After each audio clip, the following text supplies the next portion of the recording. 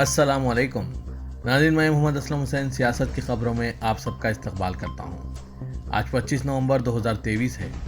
Islamic تاریخ کے حساب سے آج 10 جمادی اول 1445 ہجری ہے۔ پیش ہے آج کی کچھ اہم خبریں۔ راجستھان میں اسمبلی انتخابات کے لیے ووٹنگ کا عمل شروع ہو چکا ہے۔ عوام نئی حکومت کو منتخب کرنے کے لیے پوری طرح تیار نظر آ رہے ہیں۔ آج ہفتے کی صبح ووٹنگ کا آغاز صبح 7 بجے عمل میں آیا اور ووٹنگ شام 6 بجے تک جاری رہے گی۔ ریاست میں 200 میں سے 199 سیٹوں پر ووٹنگ ہو رہی ہے۔ یہاں حکمران کانگریس اور اہم اپوزیشن جماعت بھارتیہ جنتا پارٹی کے درمیان براہ راست مقابلہ ہو رہا ہے۔ پولنگ اسٹیشنوں پر آج صبح 7 بجے سے ہی عوام کی بھیڑ نظر آ رہی ہے۔ جیسے ہی راجستھان میں پولنگ شروع ہوئی، سبھی کی نظریں سردار پورہ، ٹونک، جھلارا پٹن، ناتھوا دھارا، جھنجھنا، جھوتوارا اور چورو کے اہم حلقوں پر ہے۔ سردار پورہ کلیدی حلقوں کی فہرست میں شامل ہے کیونکہ 1998 سے وزیر اعلیٰ اشوک گہلوت نے یہ سیٹ جیتی ہے۔ بھارتیہ جنتا پارٹی نے مہندر سنگھ راٹھور کو کانگریس کے گڑھ سے میدان میں اتارا ہے۔ وزیر اعظم نریندر مودی نے آج ہفتے کی صبح راجستھان میں نوجوان جو پہلی بار اپنے ووٹ کا استعمال کر رہے ہیں ان سے نیک خواہشات کا اظہار کیا، جہاں آج 199 ممبران اسمبلی سیٹوں کے لیے پولنگ شروع ہوئی۔ Social media platform X پر اپنے آفیشیل ہینڈل پر وزیر اعظم نریندر مودی نے لکھا، ووٹروں سے میں زور دیتا ہوں کہ وہ بڑی تعداد میں ووٹ ڈالیں اور ریکارڈ ٹرن آؤٹ درج کرائیں۔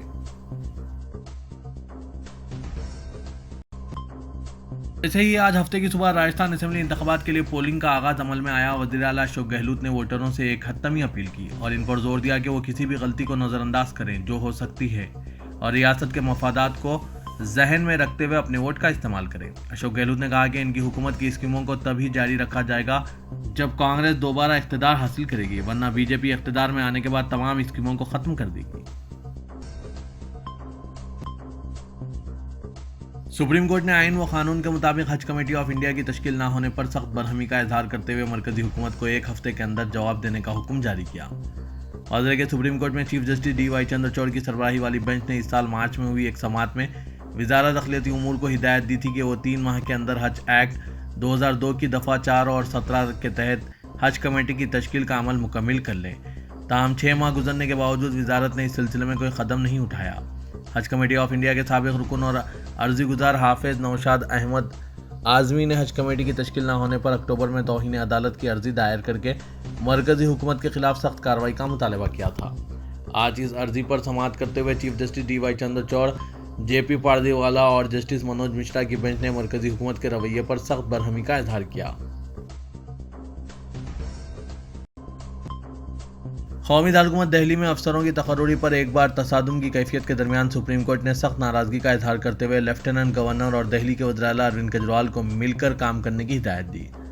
Chief justice D Y Chandrachud کی سربراہی والی بینچ نے دہلی حکومت اور ایل جی دونوں کو حکم دیا کہ وہ چیف سیکریٹری کی تقرری کے لیے مل بیٹھ کر نام طے کریں اور پھر ناموں کی یہ فہرست مرکز کو سونپی جائے جو شارٹ لسٹ ناموں کو پیش کرے گی۔ سپریم کورٹ نے اس بات پر بھی برہمی کا اظہار کیا کہ وزیر اعلیٰ اور لیفٹیننٹ گورنر ایک ساتھ مل بیٹھ کر اس معاملے پر بات کیوں نہیں کرتے۔ آج کی سماعت کے دوران بینچ نے مرکزی حکومت کو 3 ناموں کی فہرست تجویز کرنے کی ہدایت دی، جس میں سے ایک نام کے انتخاب کا حق دہلی کی حکومت کو دیا جائے گا۔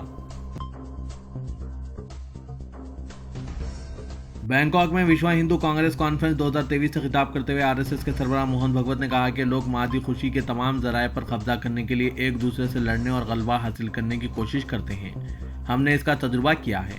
اس بار وشوا ہندو کانگریس کانفرنس کا انعقاد تھائی لینڈ کے دارالحکومت بینکاک میں عمل میں لایا گیا۔ اس میں آر ایس ایس سربراہ موہن بھگوت نے شرکت کی۔ یہ پروگرام بینکاک میں اتوار کو ختم ہوگا۔ آر ایس ایس سربراہ موہن بھگوت نے کہا کہ دنیا ایک خاندان ہے اور ہم سبھی کو آریائی بنائیں گے۔ مادی مسرت کے تمام ذرائع پر حصول کے لیے لوگ ایک دوسرے سے لڑنے اور غلبہ حاصل کرنے کی کوشش کرتے ہیں۔ ہم نے اس کا تجربہ کیا ہے۔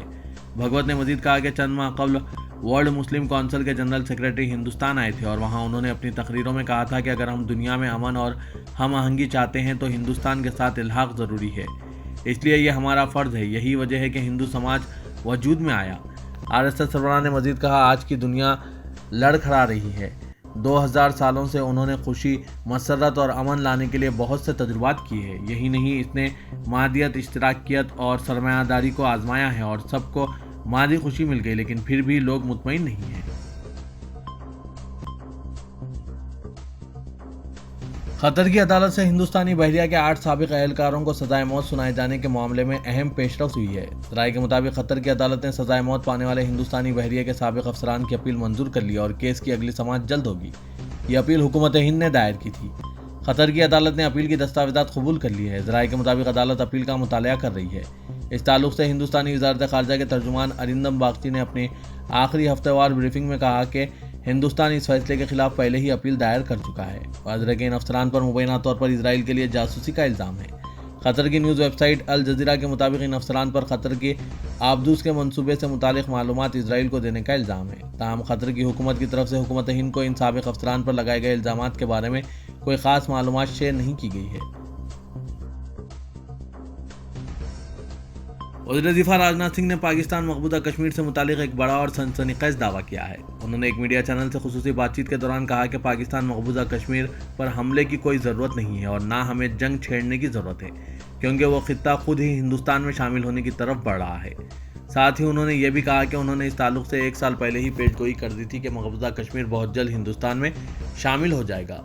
راجناتھ سنگھ نے ٹی وی 9 بھارت ورش سے بات چیت کے دوران کہا کہ ہم نے سال بھر پہلے شری نگر میں جا کر کہا تھا کہ پاکستان پر حملہ یا پی او کے پر قبضہ کرنے کی کوئی ضرورت نہیں ہے۔ پی او کے خود ہندوستان میں ملنے کا مطالبہ کرے گا۔ آج دیکھیں وہاں سے کتنا تیز مطالبہ ہو رہا ہے۔ 70 سے 75 سال پہلے تو ہمارے ساتھ ہی تھا اور ہمیں یہ یقین ہے کہ وہ دوبارہ ہم سے مل جائے گا۔ آج وہاں انضمام کا مطالبہ تیز ہو رہا ہے۔ تلنگانہ کے وزیر اعلیٰ کے چندر شیکھر راؤ نے عوام کی خوشحالی اور ریاست کی ترقی کے لیے تیسری مرتبہ BRS کی کامیابی کو یقینی بنانے کی عوام سے اپیل کی۔ کانگریس پر بھروسہ کیا گیا تو کرناٹک کی طرح دھوکہ کا انتباہ دیا۔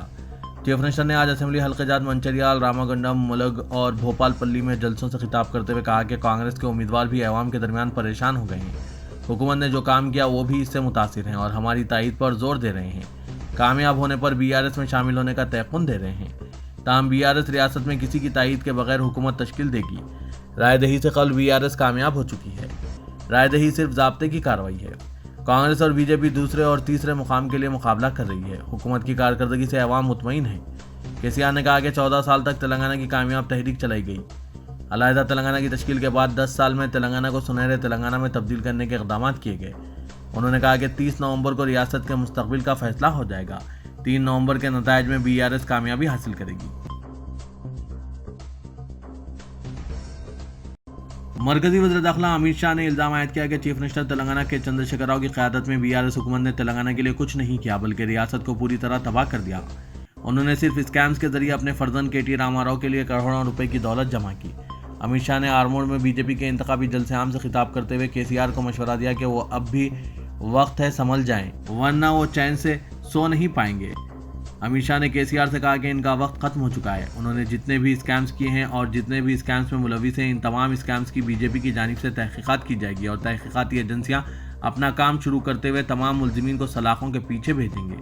امت شاہ نے کہا کہ گزشتہ 10 سال میں KCR کے دور اقتدار میں ریاست کو پوری طرح سے تباہ کر دیا گیا اور ریاست کی بہتری اور ترقی کے لیے کچھ نہیں کیا گیا۔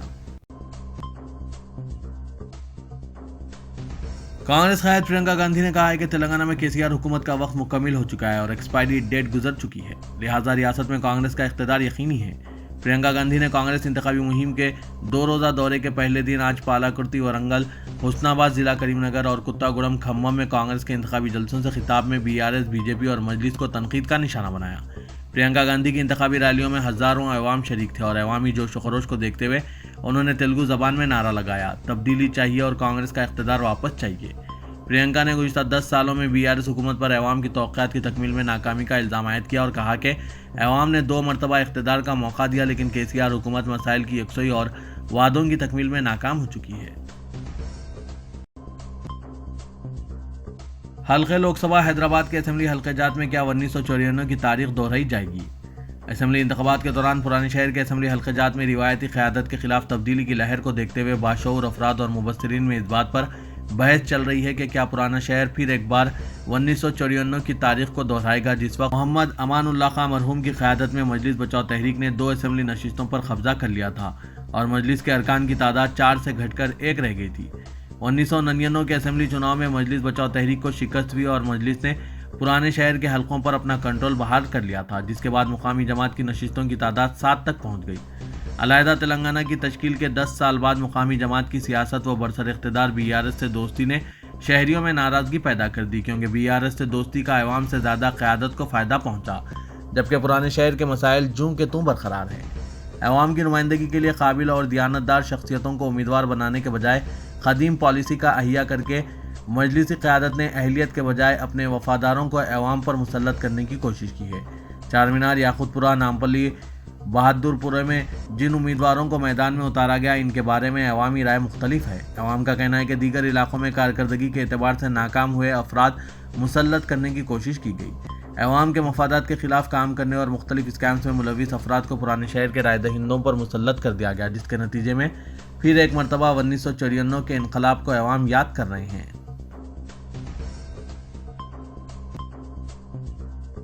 مرکزی وزیر داخلہ امت شاہ کے روڈ شو میں آج شری لنگم پلی میں بی جے پی قائدین کے سیل فونز اور پرس اڑا لیے گئے، تاہم پولیس نے 2 جیب کتروں کو حراست میں لے لیا۔ شری لنگم پلی اسمبلی حلقے میں امت شاہ کے روڈ شو میں عوام کی کثیر تعداد شریک تھی اور بعض جیب کترے روڈ شو میں شامل ہو کر سیل فونز اور پرس اڑانے میں مصروف ہو گئے۔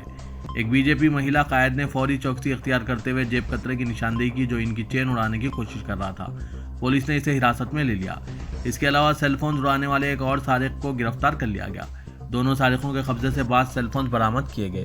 کئی افراد نے روڈ شو کے دوران پرس اڑائے جانے کی شکایت کی ہے۔ گرفتار شدگان کو تحقیقات کے لیے متعلقہ پولیس اسٹیشن منتقل کر دیا گیا۔ امت شاہ نے راجندر نگر اسمبلی حلقے میں بھی روڈ شو کرتے ہوئے بی جے پی امیدوار کی کامیابی کے لیے عوام سے اپیل کی۔ امت شاہ نے کہا کہ راجندر نگر دہشت گردوں کے مرکز میں تبدیل ہو چکا ہے۔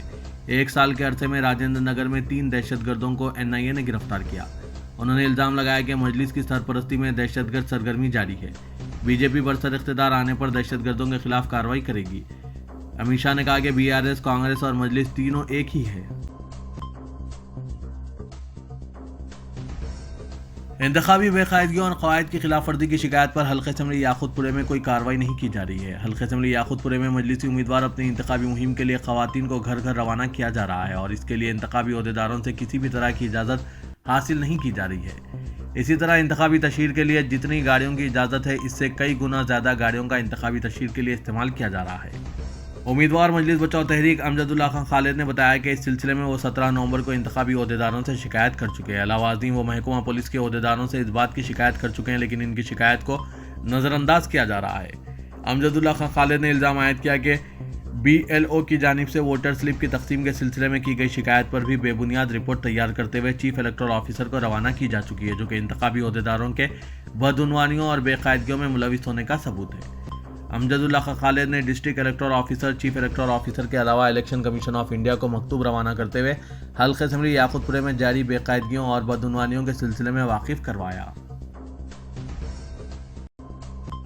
ریاست تلنگانہ میں انتخابی تشہیر کے دوران ملک کے بی جے پی کے سرکردہ لیڈروں کی جانب سے حیدرآباد پہنچ کر انتخابی تشہیر کے دوران خاص کر مسلمانوں کو نشانہ بنایا جا رہا ہے۔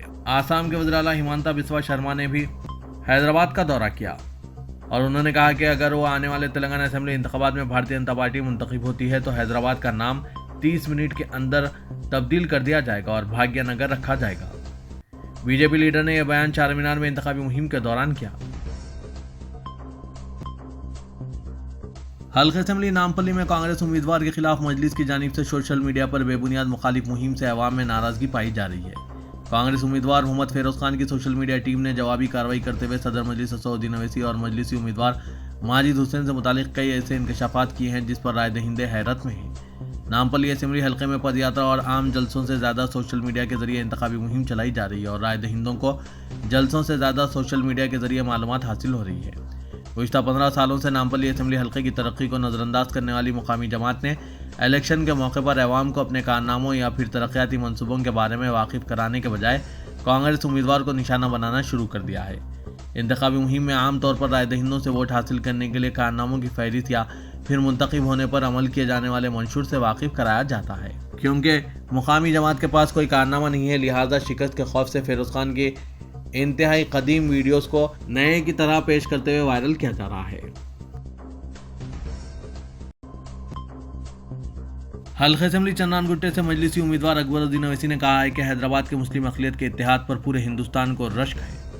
انہوں نے کہا کہ ہماری سیاسی آواز ملک کے کونے کونے تک پہنچ رہی ہے۔ ہر کسی کو حسرت ہے کہ مجلسی جیسی قیادت اور حیدرآباد جیسا اتحاد ان کے پاس بھی پیدا ہو۔